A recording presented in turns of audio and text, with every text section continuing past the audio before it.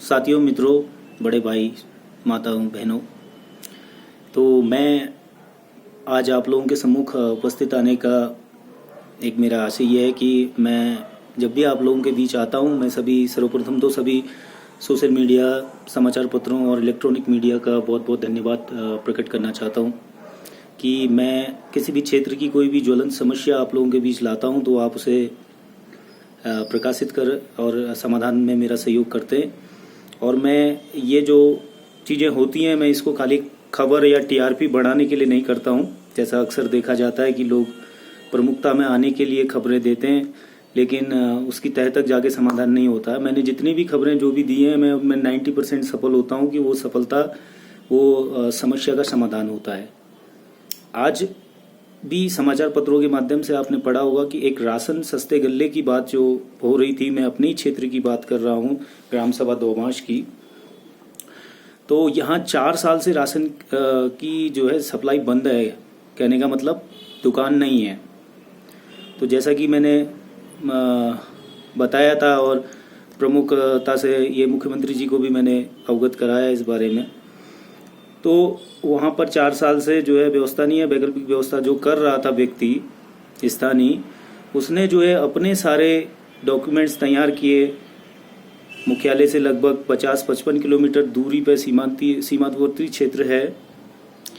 तो उसके बावजूद भी आज जो फाइल जो खाद्य विभाग से पटवारी जी के पास गई हुई है, तो उसमें जो स्थानीय जनप्रतिनिधि हैं, हमारे क्षेत्र पंचायत सदस्य हैं, उनके द्वारा पटवारी जी को ये दबाव डाला जा रहा है कि ये जो कागजी कार्रवाई है, चाहे उसमें हैसियत प्रमाण पत्र हो, चरित्र हो, और जो ग्राम सभा का प्रस्ताव है, उसको जो है दोबारा से बनाया जाए। तो इस वजह से ये दिक्कत आ रही है। देखिए, समस्या जो मेन समस्या है, कितने लोगों को समस्या हो रही है राशन से, इसके समाधान में जबरदस्ती व्यवधान डाला जा रहा है। हमने कहा वैकल्पिक व्यवस्था बना दीजिए। वैकल्पिक व्यवस्था के लिए भी वो दूसरे जो है कुनकटिया में जो स्थानीय हमारा भाई हिमांशु जोशी जो कंट्रोल चला रहा है, उसको जो है जबरदस्ती पुशअप किया जा रहा है कि तुम जो है वैकल्पिक व्यवस्था बनाइए। जबकि अभी कोरोना काल का जो राशन है, अगर एक बीपीएल परिवार का 12 सदस्यों का अगर परिवार है तो उसका लगभग 1.5 कुंटल राशन हो रहा है। तो खरकतड़ी, सिमलखेत, खोलाकटयानी के लोगों के लिए आप समझ सकते हैं कितनी दिक्कत हो रही होगी। न संचार की व्यवस्था है और इसका भुगतान नहीं हो रहा है। तो ये जबरदस्ती हिमांशु जोशी को कहा जा रहा है कि तुम इसकी व्यवस्था वैकल्पिक करो। वो बेचारा कैसे करेगा? तो ये जो है आपस में जो है लड़ाने की एक विचारधारा चली जा रही है, चाल चली जा रही है। दूसरा जो है पुरुषोत्तम जी जो पूर्व में चचा जी थे, उनसे भी ये कहा जा रहा है कि आप दोबारा से एक लेटर वहाँ दिया गया है कि मैं दोबारा से उसको करना चाहता हूँ। तीसरा परालथाम से रमेश जोशी एक है, उनसे भी कहा जा रहा है कि तुम करो। और सिमलखेत और खरकतड़ी वालों से ये कहा जा रहा है कि नहीं, धीरज जोशी तो वहाँ आ ही नहीं रहे, हम तो चाह रहे हैं कि राशन हो। तो ये दोहरी रणनीति, इस तरह से लोगों को बेवकूफ बनाना। और दूसरा, मेरे भाई जो हमारे सबसे बड़े भाई हैं, चुली रहते हैं, महेश जोशी जी से ये कहा जा रहा है कि नहीं, हम धीरज के लिए बना रहे हैं। जो धीरज कुमार जोशी है, जो जिसने वैकल्पिक व्यवस्था 2 साल तक चलाई थी, नहीं, हम उसके कागज बनाए रहे हैं।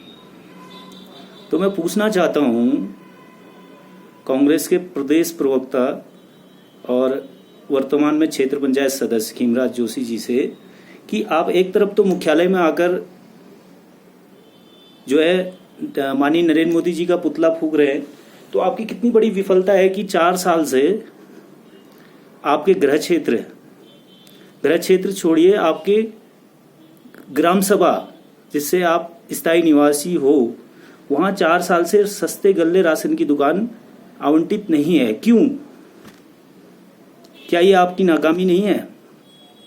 तो आप ये दुगल्लापन, दूसरी तरफ आपस में लड़ाने की क्यों भूमिका कर रहे हैं? अगर आपको जो है जनता की परेशानी समझ में आती है तो आप चलो दोबारा प्रस्ताव बना दीजिए।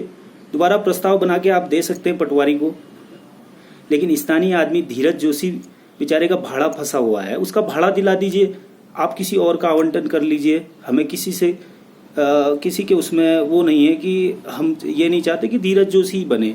हमारा मतलब है कि राशन की दुकान हो और जो जिसने वैकल्पिक व्यवस्था वहाँ पर बनाई थी उसका भाड़ा मिल जाए। उस बेचारे ने अपनी आरडी तोड़ के, आप अशोक धामी जो गाड़ी का से राशन ले जाता था, उस व्यक्ति से आप पूछ सकते हैं कि उसने अपनी आरडी तोड़कर उस व्यक्ति को भाड़ा दिया गया है।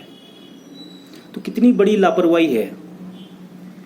तो आपकी ये दोहरापन, दुगल्लापन, लोगों को आपस में भिड़ाना, मुंह से अच्छा बोलना, जैसे के सामने तैसा बोलना, ये कब तक चलेगा? इससे एक तो आपस में विवाद बढ़ते हैं, दूसरा जो है समस्या का समाधान नहीं हो पा रहा है। कितनी घोर नाकामी है, मैं यही बताना चाहता हूँ। तो मैं जल्दी से जल्दी मैं ये कहना चाहता हूँ कि 15 दिन के अंदर मैं माननीय जिलाधिकारी महोदय और हमारे मुख्यमंत्री जी से कहना चाहता हूँ कि 15 दिन के अंदर आप जो है धीरज जोशी का नहीं चाहते हैं तो दूसरे का प्रस्ताव बनाकर वहाँ राशन की दुकान पुनः संचालित करने की कृपा करेंगे। नहीं तो बहुत बड़ा आंदोलन हम जनप्रतिनिधियों के खिलाफ करेंगे। इसका जिम्मेदारी पूरे प्रशासन की रहेगी। धन्यवाद।